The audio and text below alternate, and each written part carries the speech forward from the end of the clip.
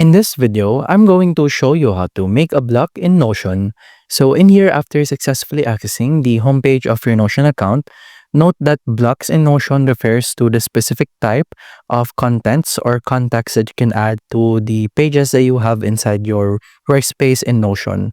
So what we're going to do is we're going to simply navigate on the page where we would like to add the block into. So for today, we'll be using this new page, and here we simply click this, and this will then direct us to the page wherein we input all the details and information and content of the specific thing that we would like to write. So let's say we're going to call this is a task page.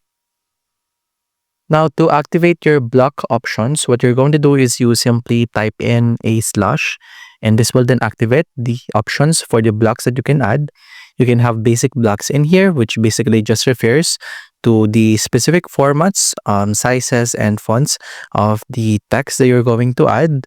You can also add in here media, database, advanced blocks, inline, and embeds as well. So basically, this all refers to the blocks that you can use in order to make your context more inclined to the purpose of it.